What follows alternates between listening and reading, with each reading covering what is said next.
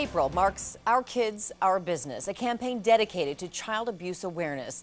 Our Kalae Chock tells us some of the tiniest victims of abuse are just a few months old and are victims of shaken baby syndrome.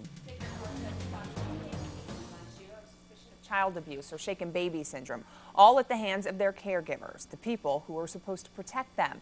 And now there's a program to help them cope with what might drive them to shake and hurt their own child. He looked like a child himself when he appeared in Whitman County Court last fall. 21-year-old Nathan Cramfield was charged with critically injuring his girlfriend's baby. Court documents say the baby wouldn't stop crying, so Cramfield rocked him in a hard, fast motion and threw him on the bed. He says he heard the baby burp and then called 911 when he realized the baby wasn't breathing. I'm going to tell you. Listen to me. I need you to calm down and help me. Help me! Partners with Families and Children says cases of parents frustrated with a crying, colicky baby are common. You don't ever get used to seeing a tiny baby who's been shaken, is blind, delayed. That's very difficult.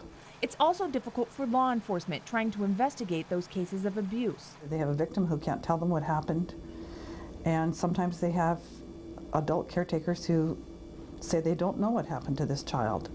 So it is frustrating and a very sad experience for everybody involved. And now there's a movement to keep these devastating cases from happening, teaching parents how to cope with an inconsolable baby.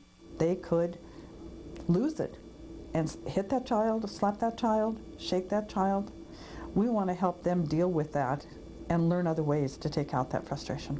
The National Center for Shaken Baby Syndrome has produced an educational program that it hopes will be picked up by hospitals and pediatricians throughout the country. The Period of Purple Crying, a DVD and booklet offering alternatives to parents on the verge of breaking. And there's a summit to introduce the Period of Purple Crying material next month at Sacred Heart to people in healthcare. The hope?